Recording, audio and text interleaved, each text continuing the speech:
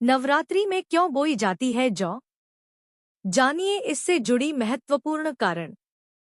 इस बार शारदीय नवरात्रि 3 अक्टूबर से आरंभ हो रहे हैं। यह 11 अक्टूबर तक चलेंगे।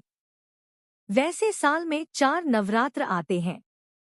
इसमें से चैत्र और शारदीय नवरात्र महत्वपूर्ण माने गए हैं। नवरात्रि के पहले दिन कई लोग जौ की बुवाई करते हैं।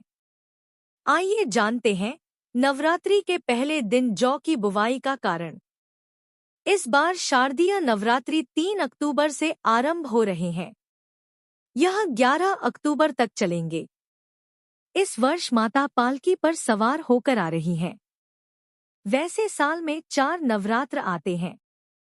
इसमें से चैत्र और शारदीय नवरात्र महत्वपूर्ण माने गए हैं। माघ और आषाढ़ के नवरात्र गुप्त माने जाते हैं। इनमें योगी गुप्त व्रत रखते हैं। इस वर्ष शारदीय नवरात्र आश्विन माह की प्रतिपदा तिथि 3 अक्टूबर दिन गुरुवार से शुरू हो रहे हैं। प्रतिपदा तिथि 3 अक्टूबर की अर्धरात्रि 12:18 पर शुरू हो रही है और 4 अक्टूबर की रात 2:58 तक रहेगी। इन 9 दिनों में उपवास रखकर दुर्गा देवी की पूजा की जाती है। दुर्गा सप्तशती का 5, दुर्गा स्तोत्र और दुर्गा चालीसा के साथ रामचरितमानस का भी पाठ किया जाता है। भक्ति भाव से आराधना करने से दुर्गा माँ प्रसन्न होती हैं। नवरात्रि के पहले दिन कई लोग जौ की बुवाई करते हैं। आइए जानते हैं नवरात्रि के पहले दिन जौ की बुवाई का कारण। हमारे शास्त्रों के अनुसार सृष्टि की शुरुआत के बाद जौ पहली फसल थी। इसलिए जब भी देवी देवताओं की पूजा की जाती है तो हवन में जौ चढ़ाया जाता है। इसके पीछे मुख्य कारण यह है कि जौ को ब्रह्मा माना जाता है और हमें अनाज का सम्मान करना चाहिए। जौ किस तेजी से बढ़ रहा है, इसके पीछे कई शुभ और अशुभ संकेत छिपे होते हैं। जौ देते हैं भविष्य के संकेत। जौ का तेजी से बढ़ना घर में सुख समृद्धि का संकेत माना जाता है। अगर जौ घनी नहीं उगती है या ठीक से नहीं उगती है तो इसे घर के लिए अशुभ माना जाता है। अगर जौ काले रंग के टेढ़े मेढ़े उगती है तो अशुभ माना जाता है। मान्यता है कि जब जौ का रंग नीचे से आधा पीला और ऊपर से आधा हरा हो तो इसका मतलब आने वाले साल का आधा समय ठीक रहेगा। इसी के साथ जौ का रंग नीचे से आधा हरा और ऊपर से आधा पीला हो, इसका मतलब है कि साल की शुरुआत अच्छी होगी, लेकिन बाद में आपको परेशानियों का सामना करना पड़ेगा। वहीं अगर आपकी बोई हुई जौ सफेद या हरे रंग की हो रही है तो यह बहुत शुभ माना जाता है। नवरात्रि के तीसरे दिन मां चंद्रघंटा की उपासना की जाती है। मां चंद्रघंटा का स्वरूप परम शांतिदायक और कल्याणकारी है। मां की उपासना से आध्यात्मिक शक्ति प्राप्त होती है। मां में भगवान ब्रह्मा, विष्णु और महेश तीनों की शक्तियां समाहित है।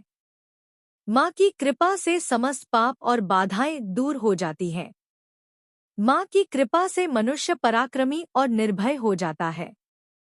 आइए जानते हैं माता चंद्रघंटा की व्रत कथा, मंत्र और भोग। मां चंद्रघंटा की व्रत कथा। बहुत समय पहले जब असुरों का आतंक बढ़ गया था तब उन्हें सबक सिखाने के लिए मां दुर्गा ने अपने तीसरे स्वरूप में अवतार लिया था। दैत्यों का राजा महिषासुर राजा इंद्र का सिंहासन हड़पना चाहता था, जिसके लिए दैत्यों की सेना और देवताओं के बीच में युद्ध छिड़ गई थी। वह स्वर्ग लोक पर अपना राज कायम करना चाहता था, जिसके वजह से सभी देवता परेशान थे। सभी देवता अपनी परेशानी लेकर त्रिदेवों के पास गए। मां चंद्रघंटा का स्तोत्र मंत्र। ध्यान वंदे वाच्छित लाभाय चंद्रर्घकृत शेखराम सिंहारूढ़ा दशभुजाम चंद्रघंटा यशंस्वनीम कंचनाभां मणिपुर स्थिता तृतीयं दुर्गा त्रिनेत्राम खड्ग गदा त्रिशूल चापशंग्र पद्म कमंडलु माला वराभीतकरांग पटांबर परिधाना मृदुहास्या नानालंकार भूषिताम मंजीर हार केयूर किंकिणी रत्न कुंडल मंडितांग प्रफुल्ल वंदना बिबाधारा कांत कपोला तुक कुचाम कम्निया लावाण्या क्षीणकटे नितंबनींग स्तोत्र आपद्धद्धयि त्वंहि आधा शक्तिरु शुभापराम अनिमादि सिद्धिदात्री चंद्रघंटे प्रणमामीहंग चंद्रमुखी इष्टदात्री इष्ट मंत्र स्वरूपनीम धनदात्री आनंददात्री चंद्रघंटे प्रणमाम्यहंग नाना रूपधारिणी इच्छामि ऐश्वर्यदायिनीम सौभाग्यारोग्यदायिनी चंद्रघंटे प्रणमाम्यहंग कवच रहस्यम शृणु वक्ष्यामि शैवेशी कमलानने श्री चंद्रघंटास्य कवचन सर्वसिद्धिदायकं बिना न्यासन बिना विनियोगन बिना शापोद्धरन बिना होमन स्नान शौचादिकन नास्ति श्रद्धा मात्रेण सिद्धिकमग कुशिष्याम कुटिलाय वंचकाय निंदकाय च माँ चंद्रघंटा का भोग। माँ चंद्रघंटा को केसर की खीर और दूध से बनी मिठाई का भोग अर्पित करना चाहिए। इसके अलावा पंचामृत, चीनी व मिश्री माता रानी को अर्पित की जाती है। नवरात्रि में क्यों बोए जाते हैं जौ? माँ भगवती को क्यों प्रिय है, जानिए 10 वजह। नवरात्रि में कलश और घट स्थापना के साथ ही एक घट में जवारे अर्थात जौ या गेहूं बोए जाते हैं। माता दुर्गा को यह बहुत पसंद है। आओ जानते हैं कि क्या है इसका रहस्य। एक नवरात्रि में कलश के सामने एक मिट्टी के पात्र में मिट्टी में जौ या गेहूं को बोया जाता है और इसका पूजन भी किया जाता है। बाद में 9 दिनों में जब जवारे उगाते हैं तो उसके बाद उनका नदी में विसर्जन किया जाता है। 2. जवारे को जयंती और अन्नपूर्णा देवी माना जाता है। माता के साथ जयंती और अन्नपूर्णा देवी की पूजा भी जरूरी होती है।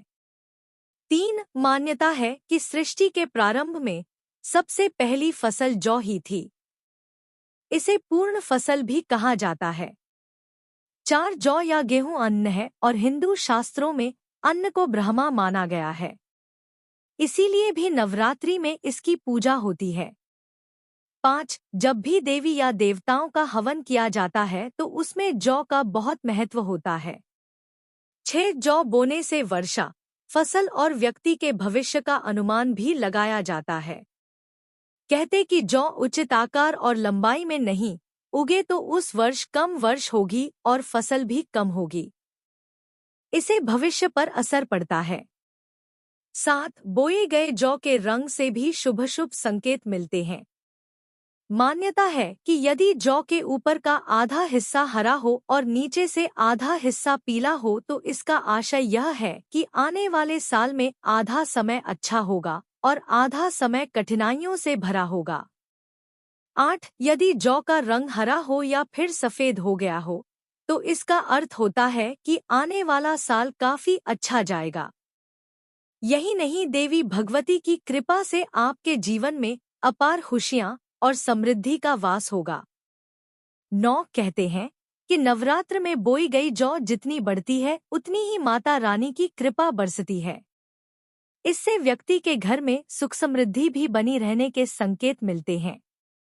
10. मान्यता है कि यदि जौ के अंकुर 2 से 3 दिन में आ जाते हैं तो यह बेहद शुभ होता है और यदि जौ नवरात्रि समाप्त होने तक जौ न उगे तो यह अच्छा नहीं माना जाता है। हालांकि कई बार ऐसा भी होता है कि यदि आपने उचित तरीके से जौ नहीं बोया है तो भी जौ नहीं उगता है। ऐसे में ध्यान रखें कि जौ को अच्छे से बोएं। Please like, share and subscribe my channel.